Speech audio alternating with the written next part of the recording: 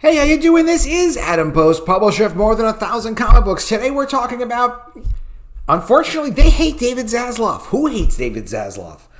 Hollywood.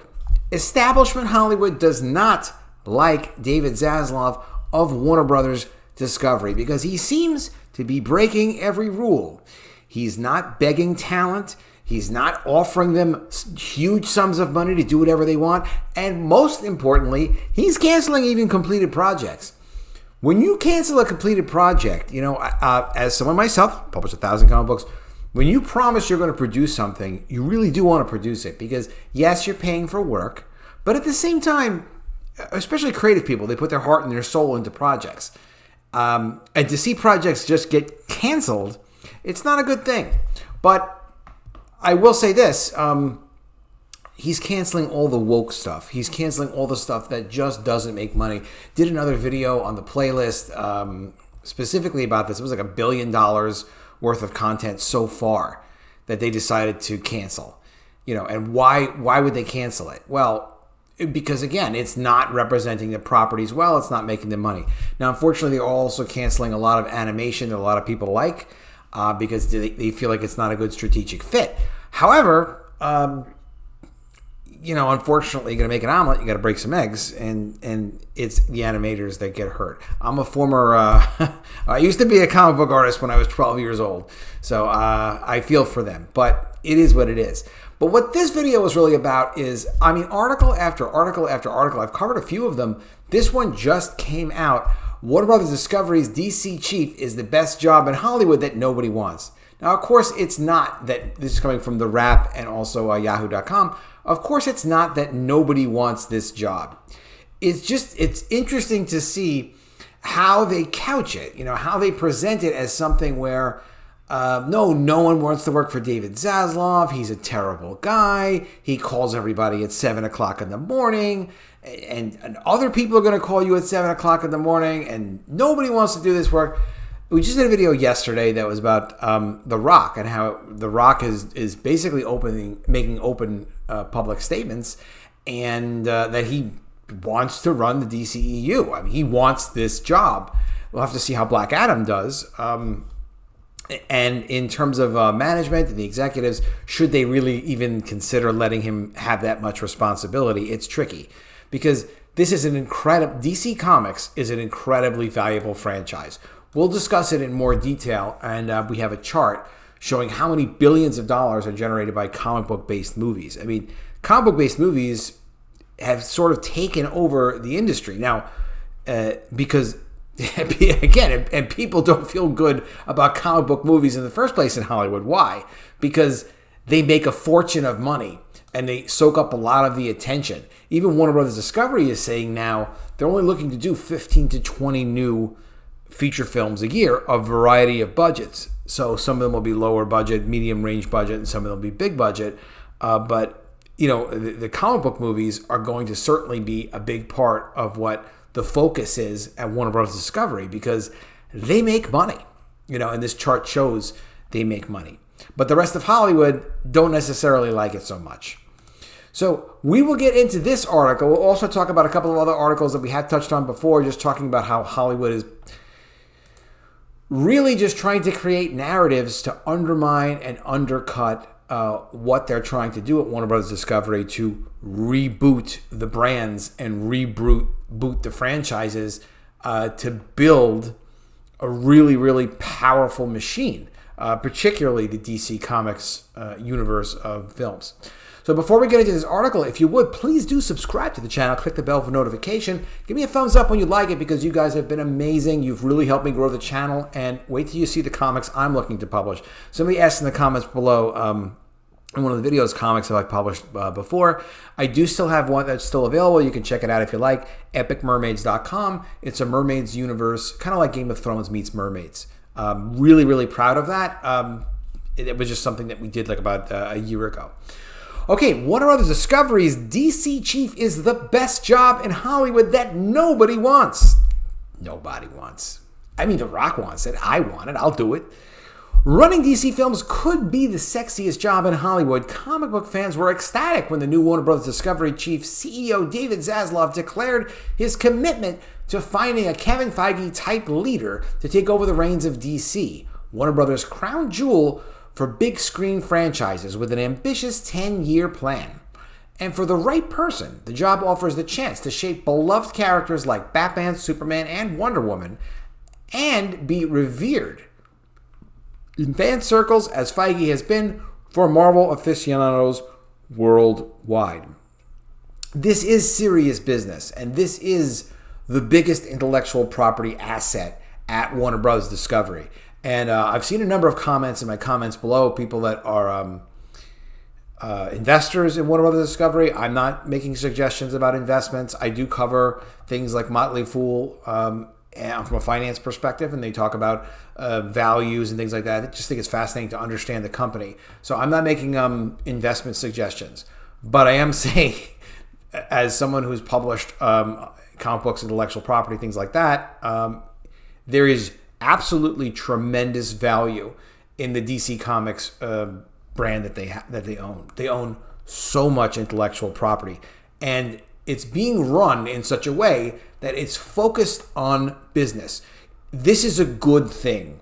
If Hollywood Reporter is putting out articles talking about, oh, Warner Brothers Discovery has problems, they have problems, the reason they're doing this is because there's no social justice agenda allowed and alive inside of the body of Warner Brothers Discovery.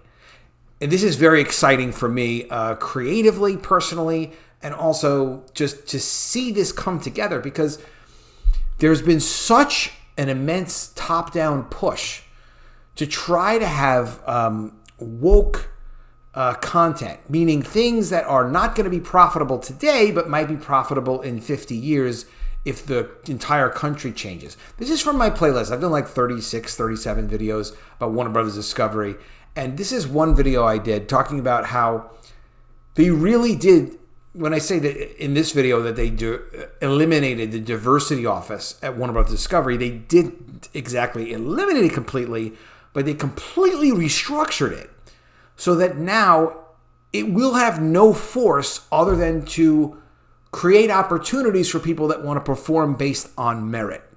That is not at all what's going on at Disney. Disney is their direct competitor. Disney owns the Marvel Universe, which to now has been the most successful, comic book franchise, but really the most successful film franchise in all time. They've generated billions and billions in worldwide box office and in tremendous amounts in licensing. It's helped them launch Disney Plus because they control it.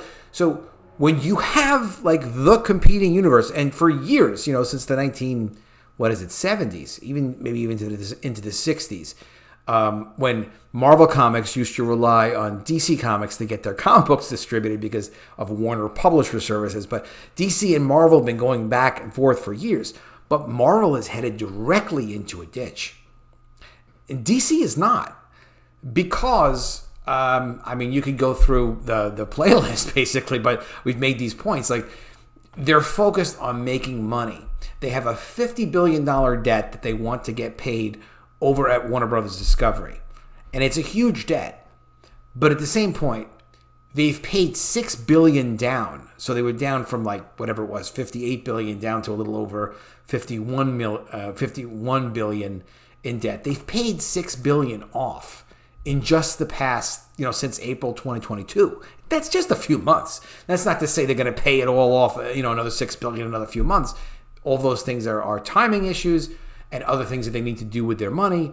However, this is really significant because it really looks to me like Marvel is going to go down and DC is going to go up, and these guys are the ones in control of it. And to see these snotty articles and to see these people taking shots at Zaslav because he's not focused on social justice warriors, he's not focused on representation, he's just focused on making good content that honor the brands that make money. What more could you ask for? And that means as an industry and as creative people, we can focus the same way. The more success in the industry, the more success for everybody. So after going back to the article, after several months of searching, why has no one emerged to take the position? Franchise film producer Dan Lin recently turned down the job after talks with Zaslav fell apart. Well, Zaslav and he turned down the job. Studio representatives say Lin wasn't the candidate and that others are in the mix. Well, what happened? There's a gentleman named Dan Lin. He's a producer, very successful. He did the Lego movies. He did the It franchise for Stephen King. He's done other things. But he also has his own production company. He wanted to get additional payouts for production company. They don't need Dan Lin. They need the person who's capable of doing, frankly, what Zaslav wants him to do, which is you honor the brands first. You hire only based on merit. You never disappoint the superfans. And every brand has superfans, even if there's one brand and you have one. I've met some superfans of my content or whatever, and it's like you always honor them. They are the core. They are the energy. They are the center of the universe of whatever it is that you're doing. You never disappoint the superfans, and you'll always be held together. Disney has completely disregarded its superfans, and it's starting to fray and fall apart. Disney's lost $21 billion in market value, like in the last week or something like that. It's down 11%. It's in bad shape. But the person who runs DC is the person that's going to be basically setting out the destiny for the future of at least Warner Brothers Discovery, but frankly, it could be Western civilization. Characters are incredibly important to culture. Characters are culture. Superheroes and heroes are culture. It's our future, so it's important. And so far, no other contender has emerged to lead a division that has seen 3 regime changes in only 5 years. Greg Silverman, Jeff Johns, and John Berg followed soon by Walter Hamada, who's on his way out. Nothing against Walter Hamada, but he is on his way out. And a particularly turbulent up-and-down run with both comic book fans and general audiences. Given all the challenges at DC and its parent company, many Hollywood insiders suggest that the real question may be, why would anyone want the job in the first place? Now, with all this turmoil in the last 5 years, let's also, point out that Zaslav has only been in charge of Warner Media's operations, which include DC and the DC Universe, since April. April's when it closed. So it's like the deal closed. Like now they have to build their house. Quote, "It's a very narrow group of people who can run and effectively get DC films back on track while handling the creative business and, let's be frank, the political minefields that come with a job," one top Hollywood producer told The Wrap. The Wrap is the publication this was originally published in. A Warner Brothers Discovery representative declined to comment about the search. They've already talked about the search. They're looking. All right, here's a breakdown of some of the challenges for anybody who takes on the job. 1, an unknown future slate of films. And they want someone not just for films. They want for film and TV. And that same person is going to dictate the comic books. I'm telling you right now. The comic books are not going to be disjointed from the TV and the film. They're just not. It makes absolutely no sense to do that. So you'll see that. It's secondary. And when we say the comic books, they're just talking about how the brands are represented in any form, whether it's print, digital, whatever. It's got to be consistent and coherent with what the brand is supposed to be. Otherwise, there's confusion in the brand, and you lose value. So they're not going to let value escape. After pledging to make DC into a rival of Disney's Marvel Studios, Zaslav scrapped the nearly completed $90 million spin-off Batgirl. This cancellation of Batgirl is actually a moment in our history. I did do a video about it. You can check it out if you like. It's on the playlist. I'll make sure I have the playlist in the description of the video. But the reason this was so incredibly important, Batgirl, was because it sent a statement to Hollywood, which is one of the reasons why they don't like him. And it sent a statement to all the creative partners and all the executives and anyone involved in making any of their content. Hey, look, everything has to be good. If it's not good enough, it's not going out. And I don't care how done it is. You can say it's almost completely done, like Batgirl wasn't done, and it needed editing. It would have needed promotion. They're not going to allow any bad representation of their brands no matter what. And that statement is incredibly important for everyone to be like, oh, wait a minute, like, this is a different situation than it was. Like, yeah, it is. It's a different situation. He delayed the Aquaman sequel release by 9 months to December 2023. And we also know, for people following the news in the channel, that Zaslav was not happy with Aquaman 2. He wants changes, because exactly what the changes are, it hasn't come out in the media, but it's understood that Jason Momoa was going around saying Aquaman 2 was about climate change. It's about climate change. It's climate change. It's like, okay, we're not here to promote climate change. We're here to make money and to honor the brand. If you saw Aquaman 1, if you saw Jason Momoa in any of his other appearances, like the heck was he? Zack Snyder's Justice League. Yes, you know what Aquaman's supposed to be doing. And it's about zero to do with climate change.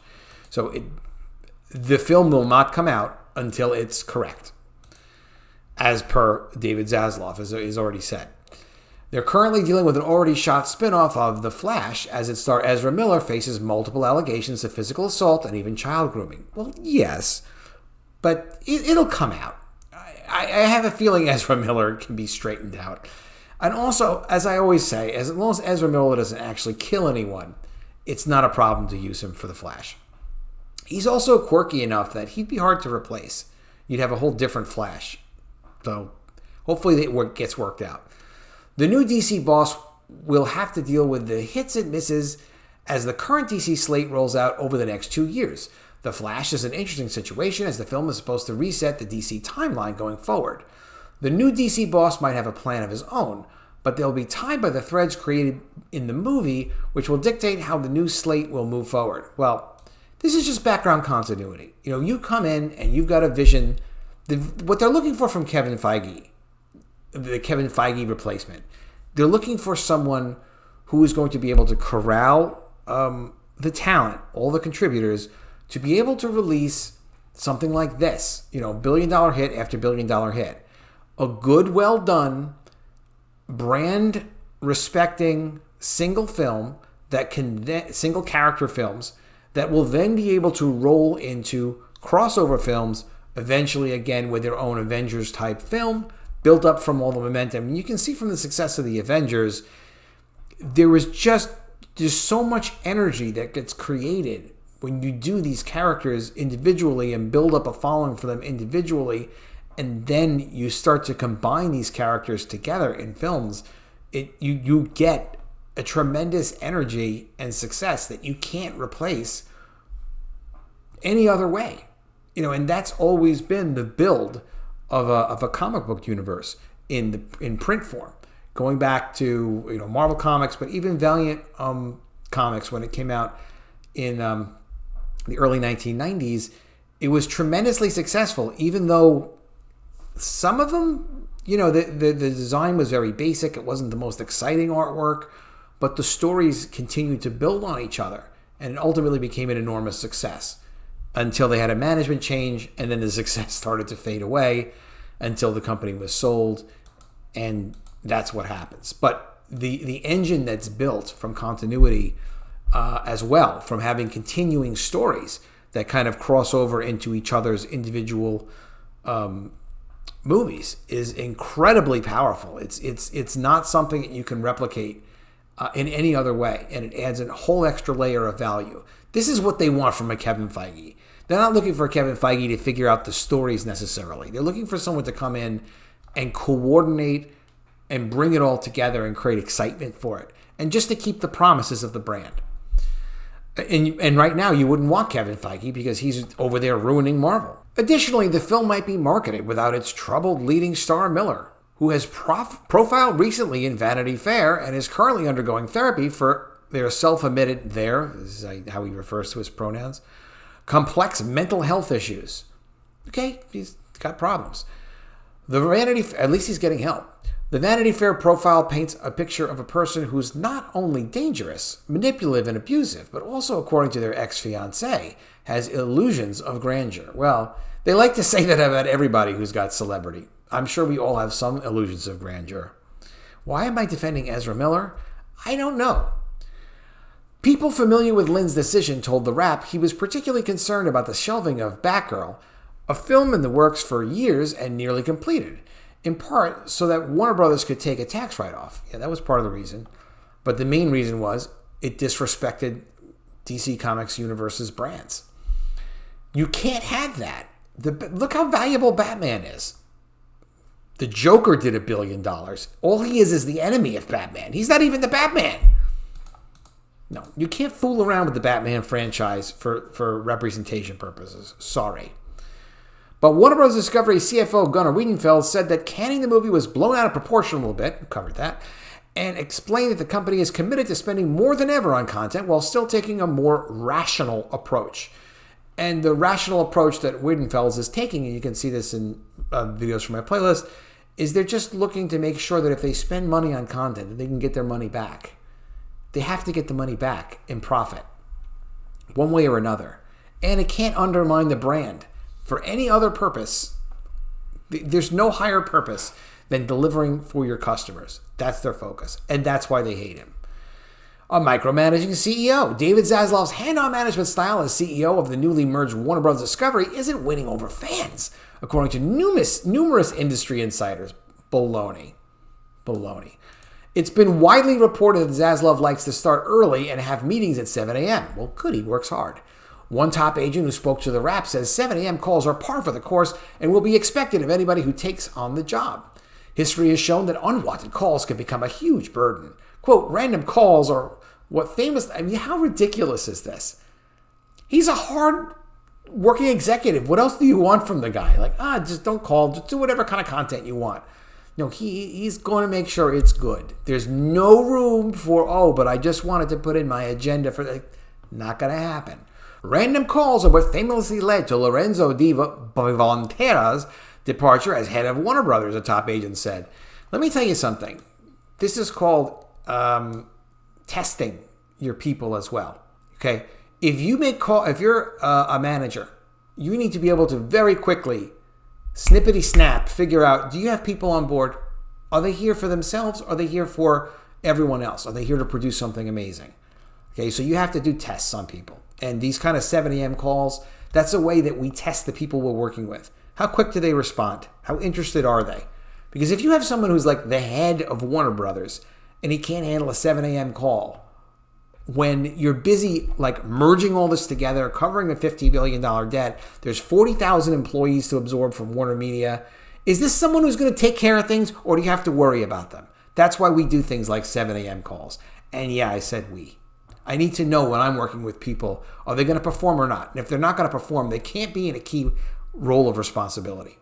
Who in 2002 was Executive Vice President of Worldwide Motion Pictures at the studio, clashed frequently with then boss Alan Horn. He just got tired of it.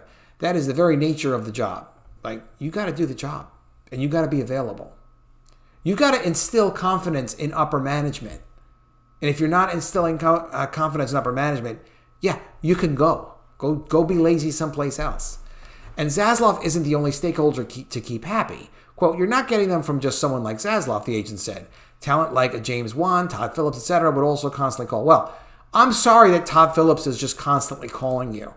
He did just deliver a $1 billion movie just based on a $50 million budget. Joker was a $50 million budget. He delivered a $1 billion producing movie. And they're trying to get him. Joker 2 is underway. But look, they're interested in keeping Todd Phillips happy. So, sorry, sometimes Todd Phillips might need to call you if we're going to maintain the relationship with Todd Phillips. But also the intervention of Zaslav might be particularly challenging for any new DC boss, since all of the candidates whose names have been floated, including Lynn, have far more experience with big screen theatrical releases than Zaslav. They have so much experience. Whose entire career has been spent in broadcast and cable TV. Quote, why would Dan Lin want to take the job? DC has a huge priority for Zaslav. But who wants to come on board and lead a film division that's already canceled a film? I'm just so obsessed with Batgirl. That was ready to go. And have a micromanaging CEO, said one producer who works with Warner Brothers. Well, yeah, you better not put your name out, because you know what that's going to do for you. Not a lot. The Kevin Feige comparisons. Zaslav has done himself no favors.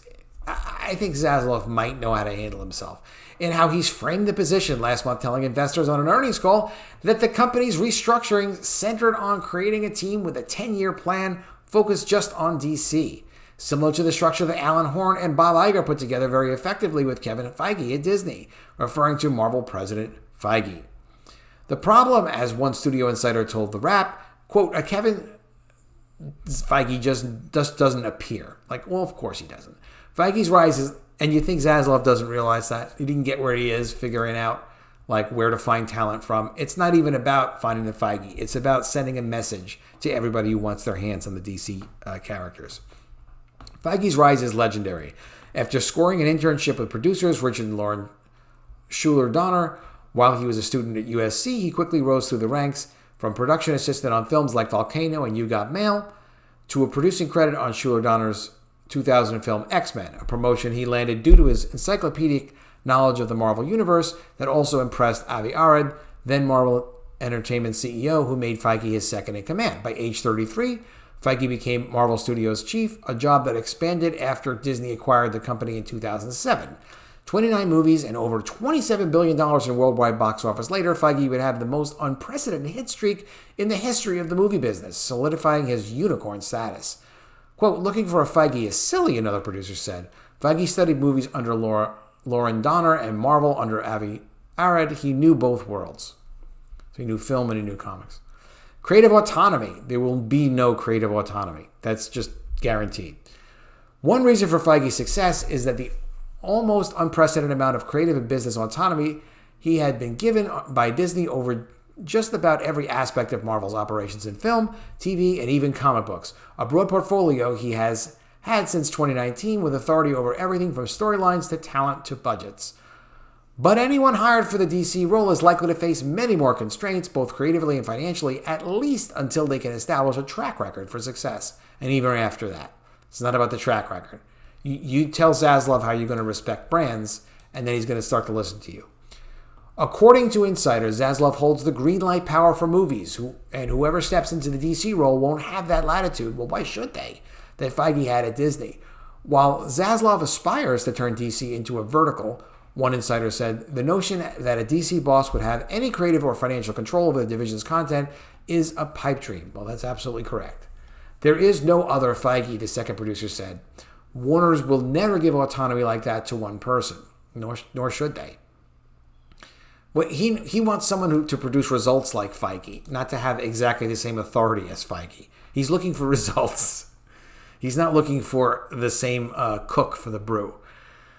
The DC job isn't the only game in town. Of course, it's not the only game in town. The other problem facing Warner is that there are other companies which offer more latitude and are currently looking for a movie chief, including Amazon Studios, especially since MGM heads DeLuca and Abdi jumped to Warner Brothers just as the online retailer completed its acquisition of MGM earlier this year. The nature of the gig may also be a turnoff for some experienced studio executives. Yeah, because who wants to take unlimited instructions from him? Well, it's like he controls DC. So if you want to play in the DC world, you're going to have to make sure he likes what you're doing. I mean, that is what it is. Well, they're certainly shooting for the top, and the fact that the job is so limited, just DC titles, perhaps makes it less attractive for the level of executive they're going after, the agent said. While at the same time, the Amazon job is open, which offers a full slate. Are you kidding? You're going to want to run Amazon's movies versus getting the opportunity to run DC? I don't think so. Given the obstacles, Warner Bros. Discovery still has time. The release slate keeps getting pushed back, so that allows them to take their time with this position, the agent said. A lot of this is going to get dictated by the success of Black Adam. If it does terribly, it's going to be a big problem. And if it does amazingly well, The Rock might wind up in this position. Warner has already a comics expert in its stable. Until Zaslav finds his unicorn, according to the Warner Insider, newly installed studio CEOs Mike DeLuca and Pam Abity will run DC as part of their purview. And DeLuca has experience in the comic space. He developed Marvel's Blade franchise in the late 1990s, which was a hell of a good film, when he was an executive at New Line and even tried to get Iron Man until the studio's option on the character lapsed. That's led some in Hollywood to question the need for Warner to seek out its own Feige-like executive at all. DeLuca knows comics, he knows films. They already have what they need, the second producer said. But according to the Warner Insider, DeLuca and Abity have only greenlit authority on projects with budgets under $35 million, which an industry insider says is par for the course for every studio except for Feige. Yeah, he's not going to come in to give people unlimited green light authority. The idea is not to give authority away. The idea is to hold people accountable, which is what he's doing at every level of the company, creative and executive and, budget-wise. So, yeah, people are not going to be able to just come in and do whatever they want to do with DC characters, particularly because he's announced this 10-year plan to do this, to take over those top slots that Marvel is about to start losing.